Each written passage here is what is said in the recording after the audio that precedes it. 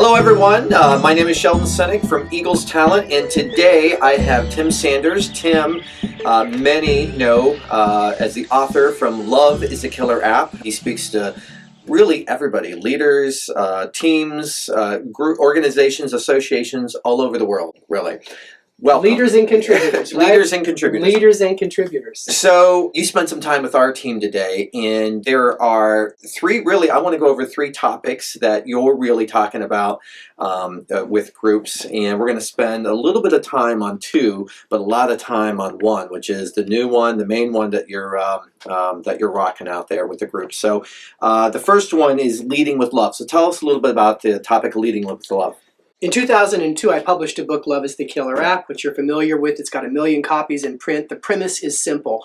When we put love at the center of everything we do in business, performance goes up. Whether it's how we think about talent, how we think about customers, or how we think about our business partners, say like our sales channel partners. Leading with love is about the idea that we become responsible for the success of other people, and every time we can, we share knowledge to make them smarter. We share our network of relationships to make them more powerful and give them chances to solve their problems, and we give them our compassion and our empathy, and we connect with them at a human level in this high-tech world we live in. And it's a particular style, not just of leadership, but customer service, as well as how we think about problem solving.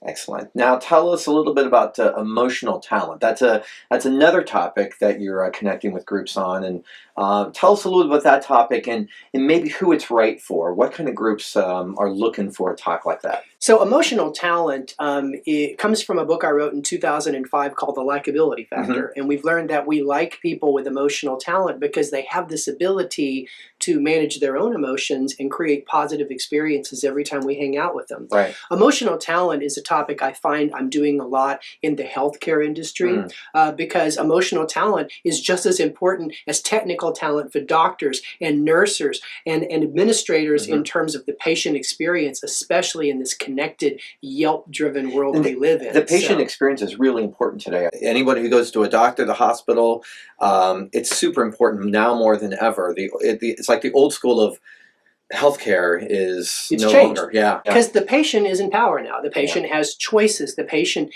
has a voice.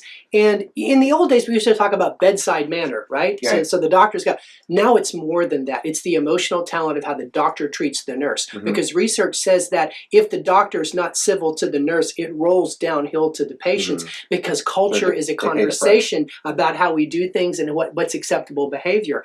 But not just healthcare. I also find that hospitality is finding a lot of room for this because of the transparency to outcomes in terms of the customer experience.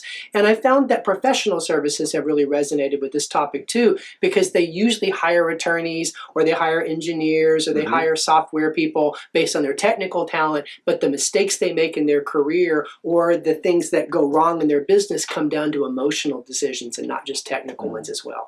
And the third topic, and probably the one I'm absolutely stoked about, you spent some time with our team talking about it, and I just think it's so freaking relevant for everyone, really, anyone who's ever in a meeting. So tell us a little bit about disruptive innovation, disruptive collaboration. So the latest topic for me is unleash innovation with disruptive collaboration.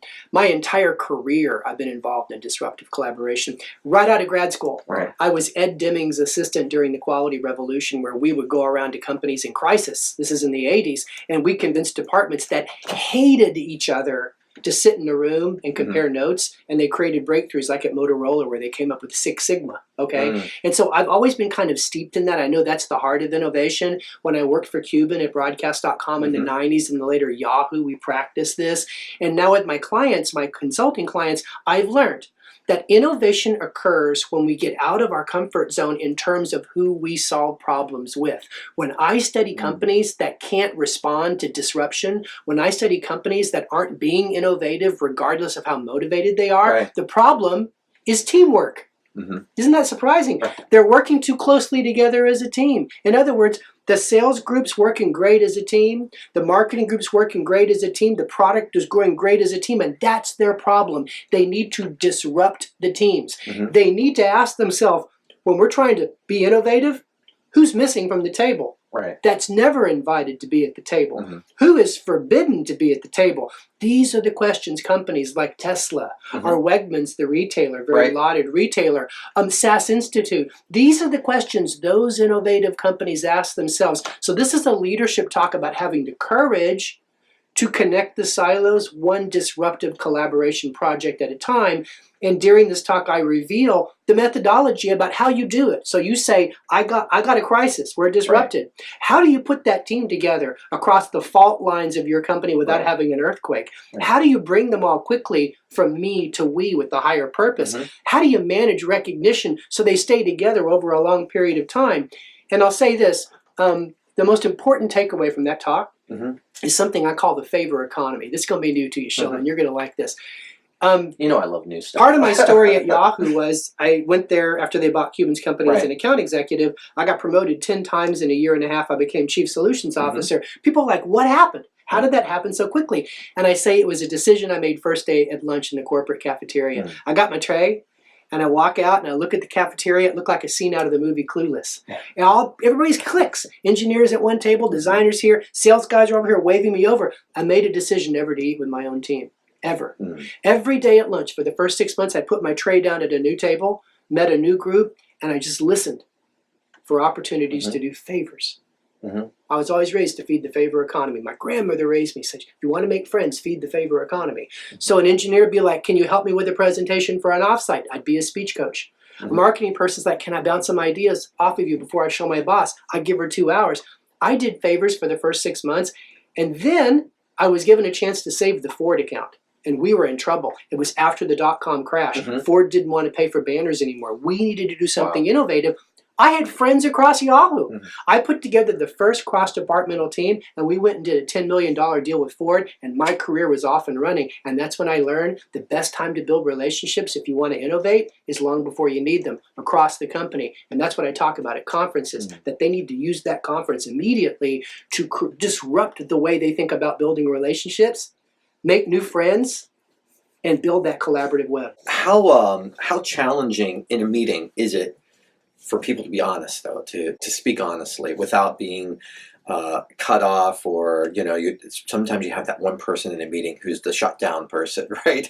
You maybe you get a champion, or maybe you get that shutdown, but how do you overcome some of those challenges? I think purpose is really important. I think if the leader of the meeting is able to establish a crisis that affects everyone, and that everyone feels like they're a stakeholder too, that leader can be much more courageous in the meeting to be like, Sheldon, you need to be quiet and let her talk. And I think that purpose tends to solve a lot. But beyond that, some of my clients have tried different technologies. For example, I've got an energy company in Europe, and soccer is really big, and it's huge. It's football right there. And they use yellow card, red card. So when you're running a meeting and someone's doing too much of the talking, are they interrupting too much? They show them a yellow card. Red card means you're not going to speak for the rest of the meeting. That would be cold. That would be cold. And sometimes I think what's important too is like simple little solutions. A parking board, for example. So it's a flip chart. Yeah, you talked about that. Yeah, it's called a parking board. And it's called issues. And when a person's got issues that aren't related to what we're trying to do to be innovative, then you're going to park that issue on the parking board. And when you think about timekeeping, you say 10 to 15 minutes at the end is all about dealing with those issues. So I'm not like ignoring you. Because when you bring people together with other perspectives, they're from other departments, they've got other disciplines, you got some turf battles from 10 years ago that you're that's why you don't do it, right? So disruptive collaboration comes with that baggage, but you can manage that baggage. And that's why so many creative ideas happen in those meetings, because like innovation is about challenging someone's constraints, what you can't do, or challenging someone's best practices, what always works. So the more perspectives you bring into the room, the more likely you are to realize, let's combine peanut butter and chocolate. And now you have a new candy called Reese's. And when you get everyone together, I think also you challenge assumptions. So many people have assumptions based on gut feeling because of the way we've done it, or I don't like doing that because I don't think it works. But then when you have everybody in the meeting, and really what you're saying is maybe you have someone in finance or someone say, you know what, actually the money is there for something like this, or the marketing team says, you know what, we haven't pushed this product this way because we haven't connected. I'm interrupting myself because when you were talking about the different type of people different perspectives, right? Yeah, perspectives. The that risk have in the meeting. manager, the revenue driver. But you said yeah. you had a perspective in there that I hadn't really thought about, which was a client. Yes, Really client neat. sees the world differently than we do, right?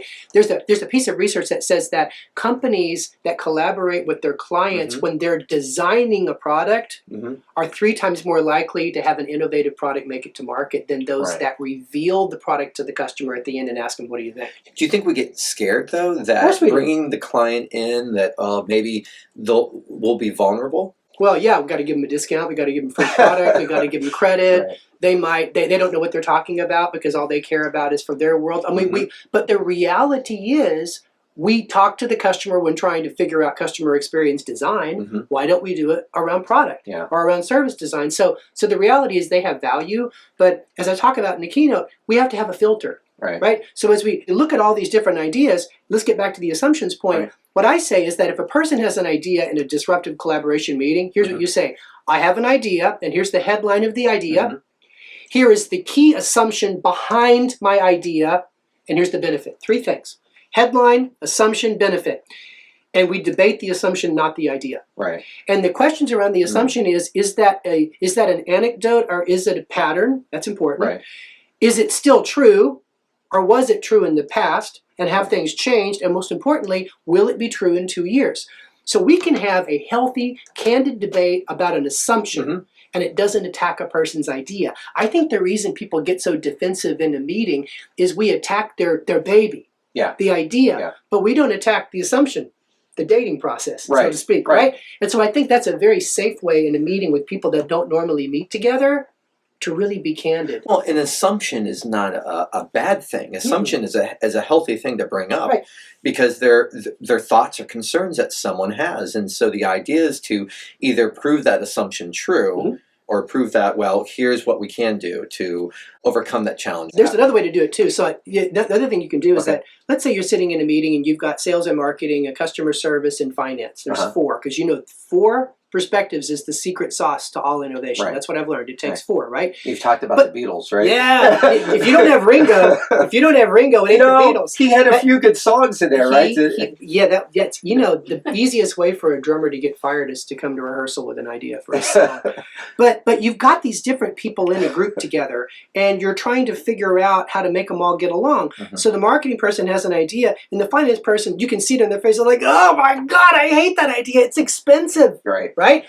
So if you're leading a meeting like that, what you want to do is you want to read that room. You want to go right to that finance lead and ask her, how can you improve his idea? That's the secret at Pixar Entertainment. They call it plussing. And so disruptive collaboration then brings people together around the idea that there is no single idea that's going to save the day. There's probably a couple of average ideas that combine and create Toy Story. Because Toy Story was Wall-E on the one hand, and a trade show idea for an animated movie on the other. Either one wasn't really complete. Ed Catmull kind of pushes them all together, and all of a sudden they've got Toy Story. What I've learned in my consulting business is that 2 out of 3 real innovations are 2 or more ideas that were combined that by themselves just weren't good enough. And the leader got everyone in the room who disagreed with the idea to take on the I'm going to improve it role and not just the devil's advocate role. And it's all about leadership. That's what this whole concept comes down to, is that innovation is about leading people to solve problems in a different way with different players to produce a different outcome. When you think about Apple Think Different, you have to go back to the beginning of it all. I interviewed the founders of the Homebrew Club, and they said that when the 2 Steves decided to partner up, everyone thought they were insane. Before Wozniak and Jobs became partners, never before in the history of homebrew had a true engineer and a marketing product person ever partnered. They hated each other. The marketers had ideas for stuff that was beautiful that didn't work. The engineers had ideas for stuff that was ugly that no one wanted to use. So they usually clicked out, and the homebrew was all nerds. But Wozniak knew that by himself he wasn't going to change the world, so he partnered with Jobs. They hated each other more than Lennon and McCartney did, okay? When they said think different, they meant disrupt the way you do things. That's why when they brought Jobs back in the late 90s, remember they brought him back? Sure. And the only thing keeping Apple open was VisiCalc, the spreadsheet. Right. You know, Guy Kawasaki talks about it. It's the only Yeah. thing kept the company going. So he needed to do something disruptive. And he had gone to the Left Bank in Paris with his buddy Nolan Bushnell, who founded Atari and then later Chuck E. Cheese. Mhm. And he saw this toaster oven by Stark that was beautiful. He wanted to have it in his home as a piece of furniture. It was a perfect white thing. He wanted to create a computer that was so beautiful, you'd keep it in your home. So he hires this guy, Johnny Ive, in the design studio, and Johnny was like really up for anything. So Johnny was going to go talk to the plastic infusion people about making a better case for this new computer. And Jobs is like, no, I want you to go collaborate with a candy company around jelly beans. He sent him to a jelly bean factory to study translucent colors. And that's where they came up with the idea for the iMac. That's with true. all I those remember colors. all the colors. Remember right? the first advertising campaign was Remember the blue. the word yum, Yeah. right? And that was Jobs just doing Jobs. Right. Saying let's completely disrupt things. Like when they designed the Pixar and then later the Apple headquarters, they purposely designed everything where you couldn't go to the bathroom without running into somebody from another department, and he called it collisions of thought. And so that's the idea here, is that we've got to create these collisions of thought, and it requires a lot of courage and a little bit of finesse. Right. Well, you can see Apple, they continually try to work on doing that with the technology, but still the look, the packaging is still super important to Yeah. them. I think that what Jobs really dialed into is that, you know, we as human beings, we really desire beauty. Mhm. And we make a lot of sacrifices for function, and he felt like it was not fair that we had to make such a sacrifice. Right. And so everything kind of gets back to this, why is this beautiful? Right. I mean, this is where he leapfrogged Sony. You know, Sony had design empathy. That's true. Sony was like, put the button where people expect to have the button, but they never asked themselves, but can we make it beautiful? And that's where they got Yeah. caught. One of the things they think about is that companies that win their markets Right. solve higher order problems than their competitors. Like I came from Yahoo, right? Mhm. And people ask me all the time, what happened with Google? How did they beat you? They solved a higher order problem than Yahoo did. Mhm. Yahoo, we were just trying to make it easy for you to find things, buy things, and connect with people. Google wanted to organize the world's information. Yeah, That's a one much step further. higher level problem, and that's why they beat us. And Yeah. that's how it always works. By the way, you had mentioned this, and I thought this was awesome in our meeting, that we are really celebrating 15 years Right. of partnering together. That's right. with 2003 was our Bureau, and- first yeah. gig we did. Tim Sanders, Eagles Town. Yeah. I remember it like it was yesterday. Was Love's the Killer app. Yeah. The book had been out about a year. And it was a conference with a company that was trying to improve their culture and become more relationship oriented. And here we are. And that book is 15 years worldwide, too. A million copies. Right. It's been a bestseller in India for a decade, the top 3 bestseller. It's a bestseller in Brazil, Italy, Norway, but Mhm. North America is my honeysuckle. And I've got a whole generation Right. of managers who Right. read it in their 20s, Yeah. and now they're VPs, Yeah. and They I hope remember I made an you. They influence. need you in. Yeah, well, I hope I made Right. an influence on Yeah. how they think about That's treating true. people. Yeah. Well, Tim, thank you. I mean, I got to say, of so many speakers that I know and I come across, that you are one of the genuine speakers that are you're very giving on the platform, connecting with attendees, and I would say off the platform as well. You just have just a great sensibility of connecting with people and understanding where some of the issues are and how to help solve problems and get us thinking forward. So, Thank you, man. so, Go yeah. back to my grandmother again. She taught me. You got to bring a gift. Yeah. You got to bring a gift to every conversation, and I love I that think too. about it passionately. Thank you for noticing. Absolutely. Appreciate it. Thank you, Tim. Until next time, everyone, this is Sheldon Sunick from Eagles Talent with Tim Sanders. Book this guy because you will love him on and off the platform. He will bring value. What more can I say? Thank you.